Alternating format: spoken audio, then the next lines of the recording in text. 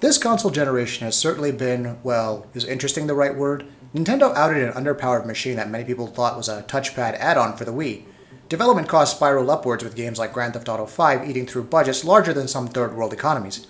PC increasingly became a mainstream space. Hardware like the GTX 970 offered eye-opening levels of performance without price tags that broached the elitist label, while the Pentium G3258AE took us back to a time when power users could tinker to shape their own bang-for-buck propositions. But perhaps what has defined this console generation more than anything else is compromise. Both the PS3 and Xbox 360 were behemoths for the time. The Xbox 360's ATI-designed Xenos GPU outdid ATI's own 2005 and 2006 flagships, and the PS3's 8 SPU design anticipated the transition to wide parallel multi-threaded computing by years.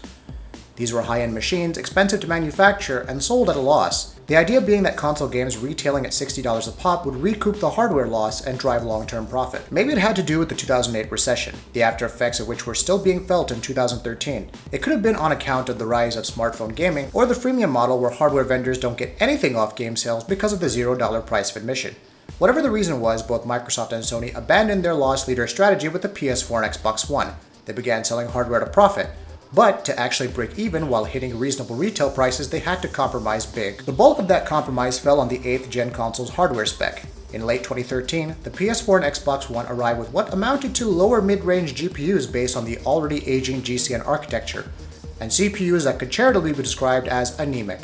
PC hardware grew by leaps and bounds to the point that budget cards like the $150 GTX 950 and entry-level processors like the i3-6100 are already orders of magnitude more powerful than the console hardware spec. Consoles are fixed platforms, and regardless of optimizations and low-level access, there's only so much a particular console platform can offer. The 360 and PS3 were future-proofed with their high-end internals, and was only towards the very end of their 10-year cycles that compromises such as sub-native resolutions and 20 to 25 FPS frame rates became the norm rather than the exception. With the PS4 and Xbox One, that barrier was hit within a year. As early as 2014, ambitious titles like Assassin's Creed Unity crashed and burned on consoles with sub-30 FPS updates and 1600 by 900 frame buffers. Consoles are the least common denominator in game development terms, and the console audience is the largest by far. With that in mind, any game a AAA studio develops must run on console. With the PS4 and Xbox One both hitting brick walls in terms of performance, there are only two possible outcomes for the future.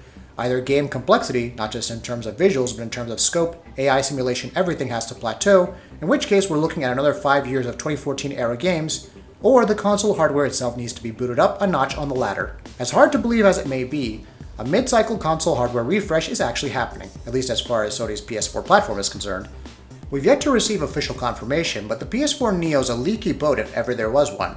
Leaked documentation points to the Neo featuring 2 times the graphics horsepower of the original PS4, a 31% increase in CPU performance, and faster GDDR5 RAM. But how much of a difference are these specifications going to make for the end user? Is the PS4 Neo going to be a worthwhile upgrade if you're already a PS4 owner? Is it enticing enough to convince fence-sitters to jump aboard the console bandwagon instead of building budget gaming PCs? And crucially, is it enough of an upgrade that it'll stave off the hardware plateau the PS4 and Xbox One are racing towards all too quickly? Let's have a look at the PS4 Neo hardware spec, part by part.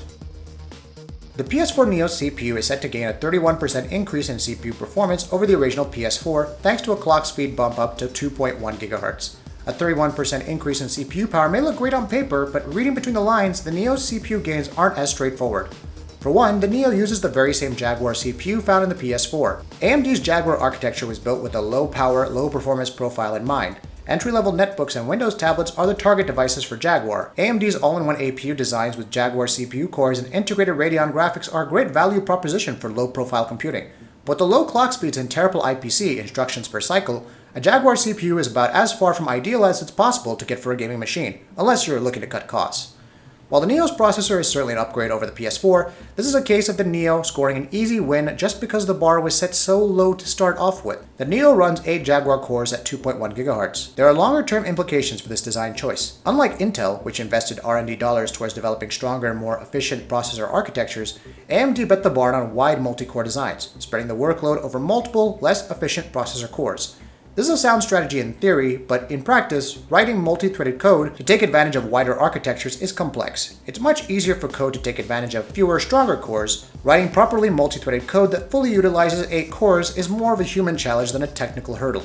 And while that human element is there, the CPU bottleneck isn't going to go anywhere. The CPU handles physics modeling and the simulation aspects of games, the complexity of the AI and other dynamic emergent aspects. Procedurally generated landscapes in Minecraft are an example of a CPU-intensive task. The bottom line here is that a CPU-side bottleneck of the kind that the PS4 Neo will have will place an upper barrier on the depth and complexity of game experiences. Sure, The Witcher 3's sprawling landscapes and handcrafted quests are a marvel, but why do townspeople move around like clockwork robots? Why are non-essential NPCs so paper-like? Simply put, it's because neither the PS4 nor the Xbox One had enough free CPU cycles to process dynamic, simulation-based events and advanced AI. Ashes of Singularity is a PC-exclusive RTS game. It's not very pretty, but it tanks on anything less than an i5 paired with a high-end GPU. Why? Ashes features one of the most complex AI simulations found in a game. To put it simply, you need a lot more processing grunt than either the PS4 or PS4 Neo can offer in order for games to go deep, to simulate human-level interactions, and not just add a fresh lick of paint on top. With that being said, even if the PS4 Neo exclusives materialize at some point, and design documentation says that Sony doesn't want this to happen, don't expect Neo experiences that are substantially deeper and more complex than what's already on offer. The PS4 Neo is set to receive a 24% bump to memory bandwidth courtesy of new 7GB per second GDDR5 memory modules. This will boost memory bandwidth up to 218 GB per second from 176 GB per second on the original PS4. What are the likely implications of this? They're certainly not earth-shattering. Modern games are bound much more by shader and ROP limitations than by memory bandwidth. Take the Radeon Fury X for instance. AMD's flagship rocks 4 GB of HBM memory running at an eye-watering 512 GB per second. The GTX 980 Ti has scarcely two-thirds the memory bandwidth at 336 GB per second.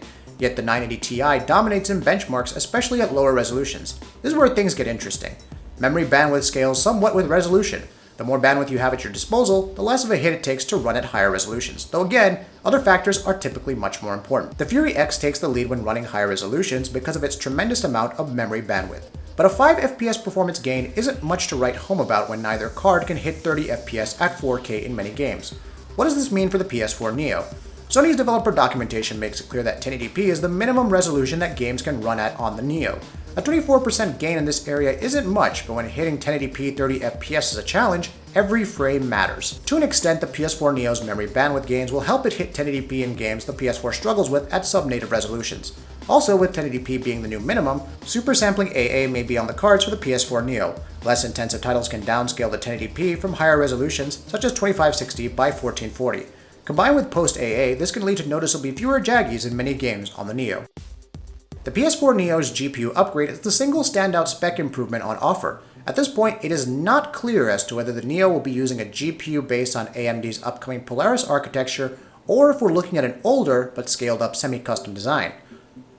The PS4 Neo's GPU is to feature 36 CU clusters, totaling 2304 shader cores. The theory that the Neo's GPU is based on Polaris comes from this number. AMD doesn't have any desktop or mobile part shipping with 36 CUs. There's a 32 CU part, the R9 380X, a 38 CU part, the R9 290. At the higher end, there are 64 CU parts, the Fury X and Fury Nano.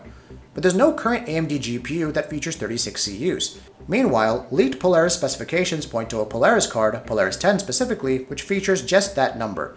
More tellingly, AMD themselves recently claimed to have secured 3 major design wins for semi-custom chip designs this year. Polaris is new. It's built on the new 14nm process. If AMD's own early Polaris demos are true, it's said to be extremely energy efficient, which would be ideal to stick within console TDP limits. It would be ambitious and exactly the opposite of what Sony did when it repurposed AMD's ancient Pitcairn GPU for the original PS4. And that's good news. What does this mean for games? With over twice the GPU grunt of the PS4 Neo should have absolutely no issue hitting a consistent 1080p 30 FPS update in AAA games, where the PS4 struggles at times to output 900p 30 FPS. 1080p 60 FPS is another question entirely. This is where the CPU bottleneck we mentioned rears its head. The PS4 Neo's design is extremely top-heavy. It pairs what's still a very weak Jaguar-based CPU with a very strong graphics component. The issue here is that the CPU will struggle to keep pace with the GPU, making it much more difficult to hit higher frame rates. A good example in the PC space would be pairing a GTX 970 with the Pentium G3258. The 970 by itself is more than fast enough to power through most games at 1080p 60 FPS, but the G3258 is simply unable to issue draw calls to the 970 fast enough. This causes frame rate spikes, second-to-second fluctuations from 50 to 60 FPS down to the low 30s, leading to a very inconsistent experience. The PS4 Neo should, however, be able to hit 1080p 60 FPS with ease in games that go light on the GPU. Corridor shooters like Call of Duty should hand in a much more consistent 1080p 60 FPS experience than on the PS4.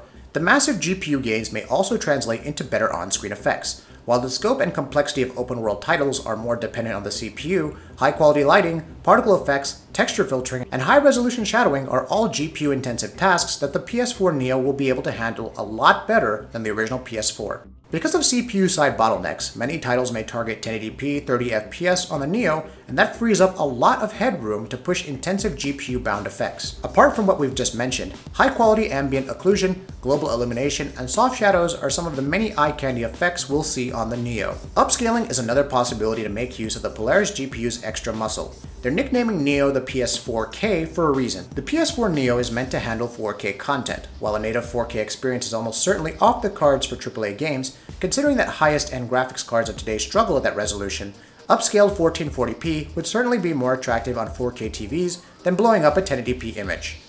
Having a 4K TV and a 980 Ti, I can attest to this personally. Dark Souls 3 looks positively muddy when upscaled from 1080p. Though native 4K is of course sharper by far, upscaling from 1440p offers great image quality without placing as much strain on the GPU. With the 980 Ti and Fury X consistently hitting 60 FPS at 1440p, it wouldn't be surprising to see the PS4 Neo's Polaris-based GPU make a good effort at 1440p 30 FPS in upcoming AAA games. Also, side-scrollers and simple indie games may actually hit 4K 30 FPS on the Neo, making 4K gaming a reality in the console space. Despite the substantial GPU side gains, reasonable additions to memory bandwidth and CPU power, ultimately Sony's apparently platform parity policy will decide how much of a difference the Neo will actually make. Per leaked developer recommendations, Sony requires that all games that work on the Neo must run on the PS4, and that both the base and Neo versions of the games must have feature parity. That means gameplay-wise, the Neo version cannot do something the PS4 can't. This limits the real benefits of the Neo to higher resolutions, stable frame rates, and fancier eye candy. In this light, the PS4 Neo divide is similar to the difference between building a budget PC rig and an upper mid-range rig. You could turn the settings up a notch and get a smoother frame rate, but ultimately, you'll still be playing the same game. We wondered though if Sony's going to stick to its guns on platform parity in the long run. What's going to happen to the Neo when the PS5 is announced? Will it still be running trumped up PS4 games, or will it be a bridge to the true next gen? Only time will tell. And that wraps it up. What are your thoughts about this? Let us know in the comments below. And if you enjoyed this video, please like and share it on Twitter and Facebook. And why not consider subscribing? We upload some really cool videos almost every day. Thank you for watching this video, and happy gaming!